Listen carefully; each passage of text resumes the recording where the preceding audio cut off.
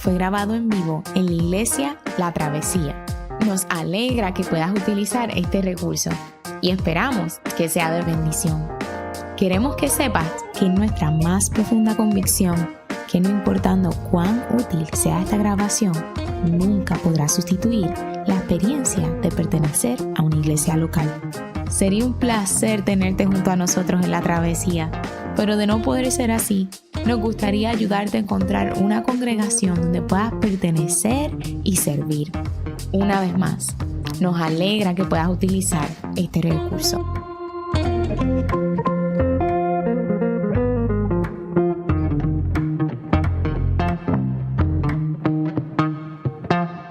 El pasaje de esta mañana se encuentra en el Evangelio según Lucas, capítulo 1, versículos 39 al 56. Así dice la palabra del Señor. A los pocos días, María emprendió viaje y se fue deprisa a un pueblo en la región montañosa de Judea. Al llegar, entró en la casa de Zacarías y saludó a Elizabeth. Tan pronto como Elizabeth oyó el saludo de María, la criatura saltó en su vientre. Entonces Elizabeth, llena del Espíritu Santo, exclamó: «Bendita eres entre las mujeres, y bendito el hijo que darás a luz. Pero, ¿cómo es esto, que la madre de mi Señor venga a verme? Te digo que tan pronto como llegó a mis oídos la voz de tu saludo, saltó de alegría la criatura que llevo en el vientre. Dichosa tú que has creído, porque lo que el Señor te ha dicho se cumplirá». Entonces dijo María: «Mi alma glorifica al Señor, y mi espíritu se regocija en Dios mi Salvador, porque se ha dignado fijarse en su humilde sierva. Desde ahora me llamarán dichosa todas las generaciones, porque el Poderoso ha hecho grandes cosas por mí. Santo es su nombre. De generación en generación se extiende su misericordia a los que le temen. Hizo proezas con su brazo, desbarató las intrigas de los soberbios. De sus tronos derrocó a los poderosos, mientras que ha exaltado a los humildes. A los hambrientos los colmó de bienes, y a los ricos los despidió con las manos vacías. Acudió en ayuda de su siervo Israel, y cumpliendo su promesa a nuestros padres, mostró su misericordia a Abraham y a su descendencia para siempre». María se quedó con Elizabeth unos 3 meses y luego regresó a su casa. Esta es la palabra del Señor. Si usted llegó estas últimas 3 semanas, esto me está bailando un poquito aquí, espérese. Estas últimas 3 semanas hemos estado trabajando en una serie que es la serie de la temporada de Adviento. Y si usted viene de una iglesia que no es tal vez de corte tradicional, tal vez no está tan acostumbrado, familiarizado con este concepto. Así que permíteme hablarle un poquito sobre lo que es el Adviento, de qué se trata toda esta celebración, estas velas que tenemos aquí, los colores que estamos utilizando. El Adviento es un tiempo en el año litúrgico de la iglesia en el que la iglesia toma un tiempo para recordar la espera que los antiguos experimentaron, la espera del Mesías. Y nosotros en este tiempo de espera, recordando cómo Dios trajo al Mesías prometido, también nosotros nos apropiamos de esa espera, porque de la misma manera en que llegó la primera vez a este mundo, va a regresar una vez más. Así que nosotros también estamos a la espera. Estamos a la espera de que el Señor envíe al Salvador nuevamente al mundo. Y nos llenamos de esperanza, saber de que Dios va a volver a enviar a Jesús a este mundo a rescatarnos y culminar la obra que comenzó en su primera venida. Todos los años lo hacemos de manera diferente. Escogemos pasajes de la Biblia diferentes y este año hemos tomado los primeros capítulos del Evangelio de Lucas para adentrarnos en los relatos que encontramos ahí.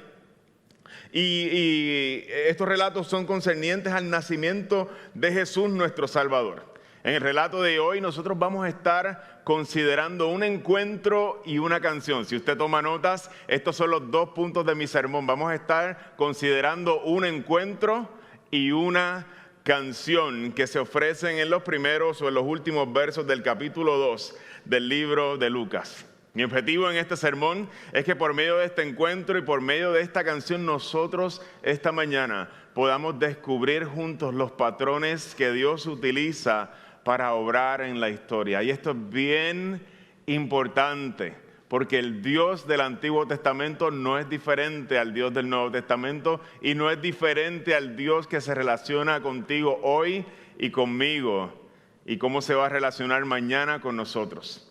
Porque estos son los mismos que van a seguir, estos mismos patrones, los mismos que Dios va a seguir utilizando en la vida y en la mía y en el mundo en que Él ha creado. Quisiera comenzar con la primera parte de mi sermón. Esta mañana, el primer punto, el encuentro. La primera parte del pasaje nos relata el encuentro que toma lugar en el área montañosa de Judea. Los primeros versos del pasaje leen como sigue. A los pocos días, María emprendió viaje y se fue deprisa a un pueblo en la región montañosa de Judea. Al llegar entró en casa de Zacarías y saludó a Elizabeth, y tan pronto como Elizabeth oyó el saludo de María, ¡bum!, la criatura saltó en su vientre. Nos cuenta el escritor Lucas que luego de María recibir el anuncio del ángel, lo cual predicaba mi hermano Joserías la semana pasada, María sale de Nazaret y viaja hasta la región de Judea para llegar a casa de Elizabeth. La distancia entre el pueblo de Nazaret y la ciudad o la región de Judea son cerca de unas 80 a 100 millas, así que es un viaje más o menos de 3 días el que María emprende para llegar a la casa de su prima Elizabeth. Y la razón que María tiene para visitar a Elizabeth es la profecía que el ángel le ha dado a María concerniente a lo que está experimentando su prima Elizabeth. En los versos antes del pasaje que nosotros estamos considerando, le dice el ángel a María, y he aquí tu parienta Elizabeth, con ella también Dios está haciendo algo.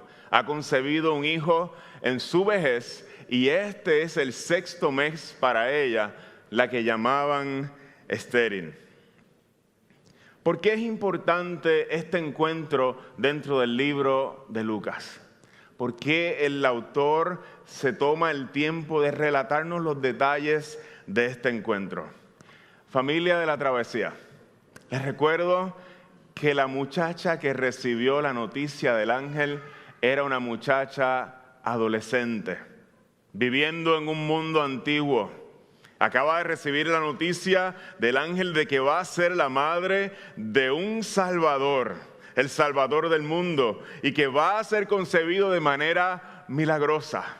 Como decía bien mi hermano José Elías la semana pasada, esta chica va a caminar con una barriga y le va a tener que dar explicaciones a la gente de lo que ha ocurrido con ella. Y por más piadosa que sea María, y aunque su reacción en el momento en que el ángel interactúa con ella es ponerse inmediatamente al servicio del Señor, lo que María va a enfrentar pone a temblar a cualquiera.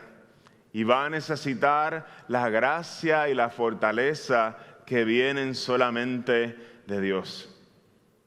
¿Quién le va a creer que su hijo fue concebido del Espíritu Santo? A María, no mucha gente. ¿Por qué es importante un encuentro como este? Porque en este encuentro, y el primer subpunto de este punto es que María va a encontrar a la primera persona en el mundo que le cree. La primera persona que no va a dudar de lo que Dios ha hecho en ella. Y el segundo es que el llamado de Dios a su vida va a ser confirmado por medio de Elizabeth. No nos debe extrañar que María siente tanto consuelo de estar con Elizabeth que se queda 3 meses en su casa.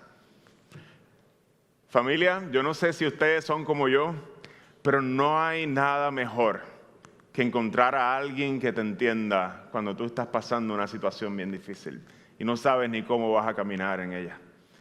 Alguien que pueda ver claramente lo que Dios está haciendo en tu vida y no te ponga un question mark o no te ponga en duda ni sospeche de ti. Alguien que te anime a recorrer el camino que Dios ha trazado frente a ti. Y esa es precisamente, para eso Dios pone a Elizabeth en el camino de María. Aquí vemos un patrón que Dios ha usado desde tiempos muy antiguos para ayudarnos a nosotros a saber que estamos haciendo su voluntad, y no solamente para ayudarnos a saber, sino para alentarnos en el camino y ayudarnos a caminar en su voluntad. Al igual que Dios hizo con María, Él también va a proveer encuentros en tu vida y en la mía, en los que va a usar gente para confirmar su voluntad en tu vida. Nosotros, yo me convertí, o el Señor me trajo, ¿verdad? Hablando como presbiteriano, el Señor me alcanzó. Me alcanzó cerca de unos 23 años atrás, 1998, allá en el Cortijo, bueno, en Santa Juanita, Bayamón, me predicaba mi hermano Félix Concepción, a quien amo mucho. Y esa noche recuerdo que el Señor vino a mi vida y se lavó mis pecados. Yo me arrepentí, lo recibí como mi Señor y Salvador y entendí el Evangelio por primera vez. Luego de eso, yo me acuerdo que yo hablaba con mi hermano y yo le decía, yo me quiero comer todos los libros. Quiero coger todos los libros. En ese tiempo yo iba a la iglesia bautista. Todos los libros de Charles Stanley los quiero devorar toditos. Quiero aprenderme todas estas cosas. Tengo tanta y tanta hambre. Y comenzó en mí a crecer un deseo por amar al Señor, por conocer su palabra y por aprender mucho y más cada vez. Pero ese deseo que el Señor pone y el fuego que pone dentro de nuestros corazones, si Él te está llamando a hacer algo, no solamente lo va a poner en tu corazón, sino que Él se va a encargar de que otras personas te digan, oye, estoy viendo X o Y cosa en tu vida. Y siento que Dios te está dirigiendo en esa dirección. Y exactamente eso fue lo que el Señor hizo conmigo y lo que hizo con María y lo que hace cuando llama a la gente a servirle, sea en la profesión que sea. El Señor va a confirmar su llamado y su voluntad y utiliza la comunidad cristiana y encuentros como este para animar a los creyentes a caminar en la voluntad del Señor y confirmar sus llamados. Aquí vemos un patrón que Dios ha utilizado, como decía, desde tiempos antiguos. Hay un sentido interno del llamado que Dios pone en tu corazón, pero si Dios te está llamando a hacer algo, también va a usar la iglesia para confirmar ese llamado en tu vida. También va a usar a tus hermanos para confirmar ese llamado de Dios en tu vida. Si ningún hermano te está diciendo que ve eso en ti, tal vez es que Dios no te está llamando a eso. Y por eso nosotros vivimos la vida cristiana en comunidad, porque Dios va a utilizar a esas personas para ayudarnos a caminar en su voluntad. Cuando Dios te invita a caminar en una dirección, a servir en un área ministerial, a servir en un área vocacional, Dios no solamente te va a invitar a ti, sino que va a invitar a otros a caminar contigo en esa dirección y va a poner gente que confirme su voluntad en tu vida. ¿Quiénes forman parte de este encuentro especial que está experimentando María? Es la segunda pregunta con la que quiero trabajar en este punto. Cuando miramos el relato nos dice que María, luego de recibir la noticia del ángel, sale a visitar a Elizabeth. Y para ti, para mí, mirándolo de manera superficial, creemos que son dos mujeres llenas de Dios encontrándose una con la otra y que allí no hay más nadie. Y a primera vista pareciera que eso es lo que está ocurriendo. María siendo reconfortada, pero el autor Lucas nos deja saber que hay algo más ocurriendo. Hay otra gente que se está encontrando también ahí. Y he aquí, se me fue la conexión aquí. Ayúdame ahí, Yaciel. Ahí está. Y he aquí está pasando. Y he aquí tu parienta Elizabeth.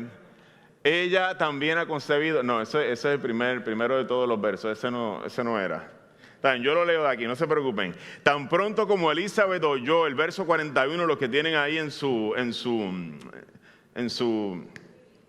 boletín, los que tienen su boletín, el verso 41, tan pronto como Elizabeth oyó el saludo de María, nos dice el autor, la criatura saltó en su vientre. Entonces Elizabeth, llena del Espíritu Santo, exclamó, bendita tú entre las mujeres, y bendito el hijo que darás a luz. Pero ¿cómo es esto que la madre de mi Señor venga a verme? Al seguir leyendo descubrimos que dentro del encuentro hay otro encuentro. Dentro del encuentro, en la narración del encuentro de María con Elizabeth, se está dando otro encuentro. Y es que por primera vez se están encontrando los dos personajes principales del Evangelio de Lucas. Se está encontrando Juan el Bautista en el vientre de Elizabeth con Jesús, que apenas fue concebido hace ¿cuánto? ¿Una semana? ¿Un par de células ahí?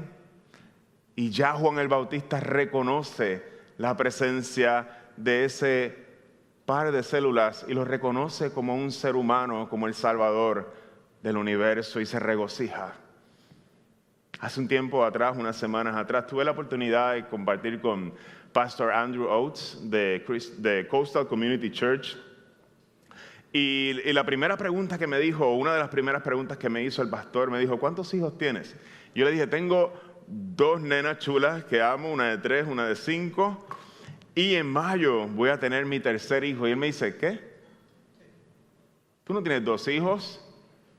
¿Tú no vas a tener tu tercer hijo en mayo? Tú tienes 3 hijos. Y ya tu tercer hijo es tu hijo y está en el vientre de tu madre. Me dice: el lenguaje importa. Porque para Dios, ese niño o esa niña, todavía no sabemos lo que es, ya es una persona. El que está en tu vientre ahora mismo es tu hijo para Dios, no es una persona inferior. Y esto es lo que nosotros estamos viendo aquí con Juan el Bautista y Jesús. Elizabeth y María se están encontrando, pero ellos tienen un party entre ellos. Y se están encontrando ellos también. Juan el Bautista comienza a cumplir su ministerio y anunciar al Salvador del mundo desde el vientre de su madre. Su madre dice: wow, saltó de alegría alguien aquí. Y se da cuenta que está frente a la madre del Salvador y el Salvador está allí en ese vientre presente. Cuando Jesús entra en la casa de Elizabeth, Juan se deleita en anunciarle a su mamá por medio de un salto de alegría que el Señor Jesús, el Salvador, está en presencia de ellos y Jesús apenas tiene un par de días o cuidado si una semana de concebido. ¿Quiénes forman parte de este encuentro especial que nos narra Lucas?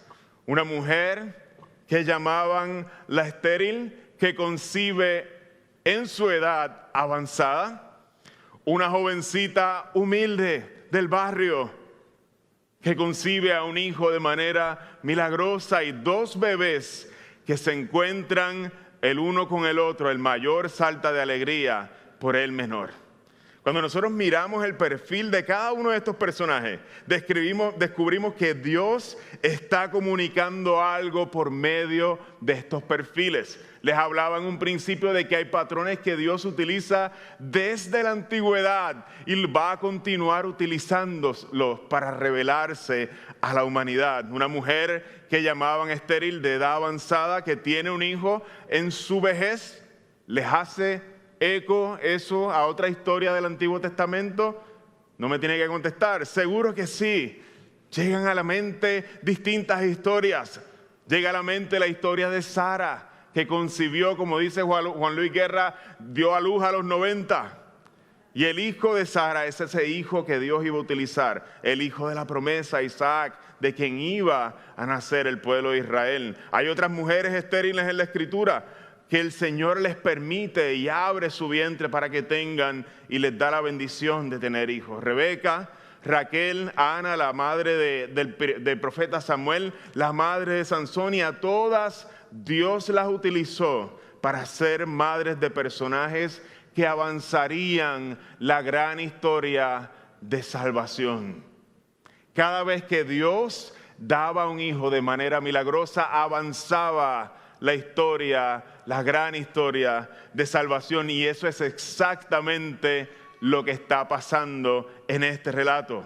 Hay 2 bebés en el vientre de diferentes madres. Si tú eres un israelita del primer siglo, un pasaje viene a tu mente. Génesis capítulo 25. Tan pronto como Elizabeth oyó, no, ese no es. Isaac oró al Señor en favor de su esposa porque era estéril. El Señor oyó su oración y ella quedó embarazada. Pero como los niños luchaban dentro de su seno, ella se preguntó si esto va a seguir así. ¿Para qué sigo viviendo? El próximo slide. 2 naciones, le dice el Señor, hay en tu ser. 2 pueblos se dividen desde tus entrañas. Uno será más fuerte que el otro y el mayor servirá al menor. En este encuentro vemos 2 niños peleando en el vientre de la esposa de Rebeca, de la esposa de Isaac, y el mayor está peleando con el menor. En esta escena vemos nuevamente 2 niños interactuando uno con el otro. Y el nuevo embarazo milagroso, es decir, el de María, sucede sin la intervención de un hombre, lo que lo hace más extraordinario aún. En este relato, el bebé mayor no está en guerra con el menor. Juan el Bautista se deleita en servir al menor. Y quisiera detenerme un momento porque la vida de Juan el Bautista, y tanto la vida de él como la de Elizabeth, representan algo hermoso en el plan de redención y su historia de salvación. Algo que va a caracterizar a Juan el Bautista es que él no va a ser un protagonista. Él no va a pelear con su hermano menor, su primo, digamos. Él no va a pelear con él. El gozo más profundo de Juan el Bautista, a diferencia de los primeros 2 hermanos en Génesis, va a ser hacer brillar a Jesús. Juan entiende bien su rol. Él no es el novio en esta boda y él está contento de no ser el novio en esta boda. Su trabajo no va a ser el de crear su grupo de followers en Instagram. La cuenta de Instagram o de TikTok de Juan el Bautista no tiene ni una foto ni un video de sí mismo. Él no vive predicando para anunciarse a sí mismo y promoverse a sí mismo. Juan no está obsesionado con el éxito ni la popularidad con la cual estaban obsesionados los maestros de su tiempo. La misión de la vida de Juan va a ser dirigir la gente, dirigir a la novia, a la iglesia, al novio, a Jesús. Y esto, mis hermanos, es un patrón que debe distinguir la vida de todos los creyentes. Hay una hermosura en el carácter de Juan. Si alguien te pregunta, ¿de qué se trata tu vida?, ¿qué le responderías? Déjame decirte algunas de las respuestas de algunos de los personajes bíblicos. Si le preguntas a María, ¿de qué se trata su vida?, te diría, es aquí la esclava del Señor. Hágase conmigo conforme a su palabra. Si le preguntas al apóstol Pablo, te diría, para mí, yo antes vivía por otras cosas, pero ahora para mí el vivir es Cristo y el morir, ganancia. Para Pedro te diría, mano, yo no puedo ir a más nadie porque solamente en Él yo encuentro palabras de vida eterna. Antes era pescador, ahora soy un pescador de hombres. Y Juan el Bautista te diría, es necesario que Él crezca y que yo mengüe. Si alguien te preguntara a ti esta mañana, ¿de qué se trata tu vida?, ¿se parecería a alguna de estas respuestas? Es algo bien serio, porque un día el Señor nos va a hacer esa pregunta cara a cara. ¿De qué se trató tu vida? ¿Viviste para ti toda tu vida, para tu éxito? Qué bueno es tener éxito, nadie está condenando eso. Pero puesto en el lugar correcto, para la gloria de Dios, para que Cristo sea exaltado. Si alguien te pregunta a ti, ¿qué le responderías? Quisiera ir moviéndome al último punto del sermón, el segundo punto. Este viernes tuvimos acá la fiesta de Navidad. Estuvo bien buena, la comida estuvo excelente. Todo el que no vino se la perdió, pero estuvo rico. El arroz había pastel, yo no sé si usted se dio cuenta. Estaba bien rico, bien rico.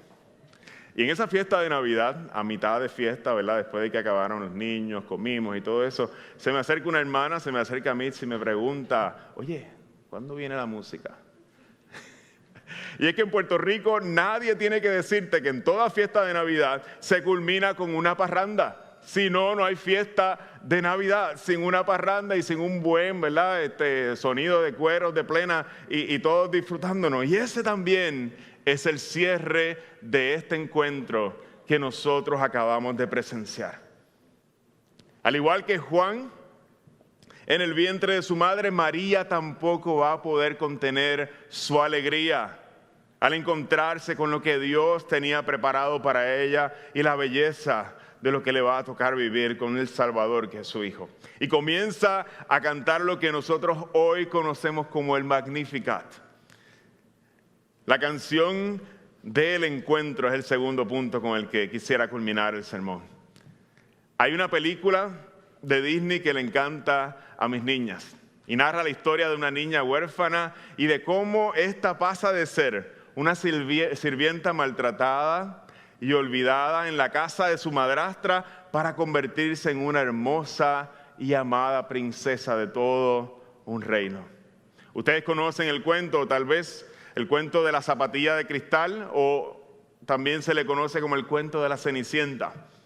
Lo que nos conmueve del cuento de la Cenicienta es ver cómo una joven de carácter humilde, trabajadora y olvidada por todos, termina siendo la mujer escogida por el príncipe y la mujer más dichosa de todo el reino, más dichosa que todas las demás y que todas sus hermanas.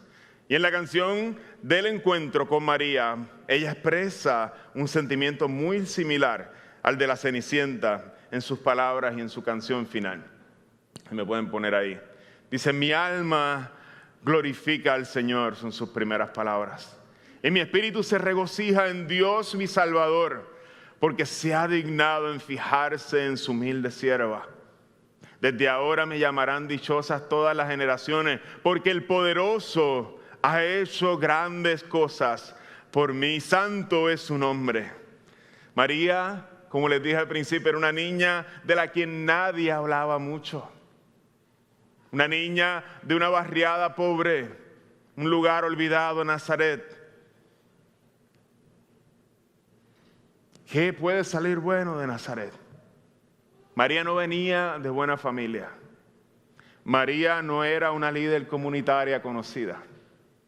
María no tenía un título académico que le diera prestigio en las calles de Jerusalén. María no tenía ningún tipo de prestigio.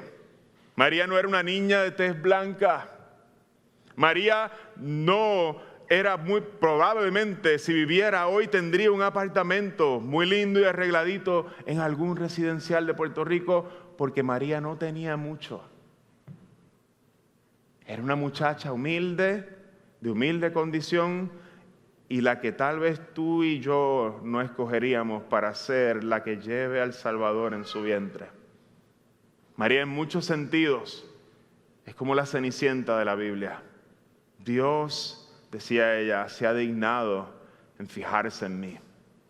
Ni siquiera yo me hubiera dignado en fijarme en mí misma, es lo que quiere decir ella. Ella no puede creer que Dios, teniendo muchas otras mujeres virtuosas y capaces, con mucha mejor condición económica y mucha mejor prestigio o de mejor familia, le haya escogido entre todas esas a ella. Y es que, mis hermanos de la travesía, Dios no mira las cosas como tú y yo las vemos. Y Dios tampoco valora a la gente como tú y yo las valoramos. La economía de Dios es bien diferente a la nuestra. Y hay algo hermoso que nosotros aprendemos en este relato acerca de María por medio de su canción. Dios no mira como tú y yo miramos. Dios no valora como tú y yo valoramos. Y lo muestra una y otra vez en la Escritura para que tú y yo aprendamos a mirar de manera diferente. Lo hace una y otra vez. Dios escoge a quien menos tú y yo escogeríamos, para glorificarse y enseñarnos también a nosotros a mirar. El patrón no lo experimenta solamente María. Miren lo que dice En 1 Samuel capítulo 1, esta canción, perdónenme, 1 Samuel capítulo 1 nos narra la canción de Ana, la madre de Samuel, del profeta Samuel, y es una canción casi, no la tienen acá, pero casi una copia de esa canción es la que canta María en términos conceptuales. Miren lo que dice el Magnificat en los versos 50 en adelante. María no es la única que experimenta este patrón. Dice, de generación en generación se extiende su misericordia a los que le temen. Yo no soy la única, yo sé que tú vienes haciendo esto de generación en generación. Tú hiciste proezas con tu brazo, desbarató las intrigas de los soberbios, de sus tronos derrocó a los poderosos, mientras que ha exaltado a los humildes, a los hambrientos los colmó de bienes y a los ricos los despidió con manos vacías. María nos dice, yo no soy la única que ha experimentado esto. Esta es la manera en que Dios obra. Dios hace esto todo el tiempo. De generación en generación se extiende su misericordia a los que le temen, a los que le atesoran y le aman. Ha desbaratado las intrigas de los soberbios que se enfrentan a Dios. Él derroca a los poderosos y exalta a los humildes. Y hago un paréntesis aquí porque es bien importante que nosotros no nos confundamos con lo que se está diciendo aquí. Jesús no está en contra de la gente que tiene poder. Dios no está en contra de la gente que tiene un estatus económico alto. La clave está en entender de que Dios va a favorecer a aquellos que le temen. Aquellos que no son autosuficientes. Es una tentación más grande para el que tiene más sentirse autosuficiente. Es una tentación más grande para el que tiene poder utilizar su poder para su propio beneficio. Y por eso va a ser más difícil que un rico entre al reino de los cielos, lo dice la Escritura. Yo no puedo cancelar eso. Va a ser más difícil, la tentación va a ser más grande. Pero la clave está en que Dios va a favorecer de generación a generación a aquellos que le temen, van a recibir su misericordia. Dios siempre hace justicia a los que sufren. Y esto es motivo de gran alegría, no solamente para María, sino para ti y para mí, cuando nos encontramos en una posición vulnerable en la que no podemos hacer nada. Dios siempre va a hacer justicia, siempre se va a acordar de la cenicienta que nadie valora. Siempre Él va a ver tus lágrimas en tu cuarto cuando te las bebes y no puedes hacer nada para cambiar tu situación. Él dice, aunque nadie lo vea, aunque nadie lo valore, aunque tú vivas en un lugar donde nadie te recuerde, Dios dice, yo no me olvido de ti. Siempre lo ha hecho así. Dios cumple sus promesas. Y si tú y yo estamos en una posición de poder, este verso sirve para recordarnos que siempre Dios nos va a llamar a capítulo por nuestras decisiones. De alguna forma ustedes y yo estamos en autoridad, sea porque somos padres, sea porque somos maestros, mi posición de pastor, sea lo que sea, el jefe eres en tu trabajo. Y nos recuerda que Dios siempre va a hacer justicia y nos va a llamar a nosotros a capítulo cuando nosotros no utilizamos bien lo que Él ha puesto en nuestras manos y lo abusamos. Esa es la fuente de gozo de María. Y también es nuestra fuente de gozo y también sirve como una alerta de un Padre que nos ama, para que no estemos por ahí al garete. Quisiera concluir el sermón. Para María es causa de sumo gozo que Dios haya intervenido en su historia poniendo un bebé en su vientre, el Salvador, y la haya escogido y valorado como una mujer a quien nadie más le daba valor. Para María es de sumo gozo el hecho de que Dios, a través de la historia, ha hecho y continúa dando gracia a los humildes y los que le temen y resistiendo a los poderosos y arrogantes. Para ella es una gran causa de gozo eso. Pero hay algo que es causa de gozo aún mayor. Con esto quisiera concluir el sermón porque con esto ella concluye su canción. Acudió en ayuda de su siervo Israel. Y cumpliendo su promesa a nuestros padres, mostró su misericordia a Abraham y a su descendencia para siempre. Para María, hermanos de la travesía, es de gran alegría que Dios, a pesar de una larga espera, finalmente y de manera definitiva cumple la promesa que le hizo cerca de 2000 años atrás a Abraham, el padre de la fe, de traer su salvación y bendición al mundo por medio de uno de sus nietos, como hablábamos aquí en la historia del árbol de Isaí. Por medio del bebé que estaba en su vientre, Dios estaba avanzando su gran historia de salvación para traer su misericordia al mundo. Y esa es causa de sumo gozo para María. Y con esto concluye María sus palabras del Magnificat. Yo no sé si tú has conocido al Señor en tu vida, pero si no has conocido a Jesús en tu vida, quisiera hacerte una invitación. Para Dios esta historia no es algo trivial. Si tú me preguntas cuál es la solución que Dios utiliza para resolver el problema del mundo, es una persona y es Jesús. Y la entrega para ser recibida por nosotros y que nuestras vidas sean entregadas a Él. Quisiera concluir con uno de mis versos favoritos. Dice la Escritura que porque de tal manera amó Dios al mundo, que ha dado a su Hijo unigénito, para que todo aquel que en Él cree no se pierda, mas tenga vida eterna. Y tú puedes apropiarte de esa vida hoy, recibiéndola por fe. Permíteme orar. Señor, te doy gracias porque tú amas a los humildes, Señor. Porque tú no te olvidas de la gente de quien nosotros nos olvidamos. Aquellos que hace tiempo que ni siquiera llamamos, Señor, están sufriendo. Tú no te olvidas de ellos, Señor. Gracias porque las lágrimas de los justos, Señor, están delante de tu presencia y tú amas, Señor, en lo profundo. Aquellos humildes, aquellos que sufren, Señor.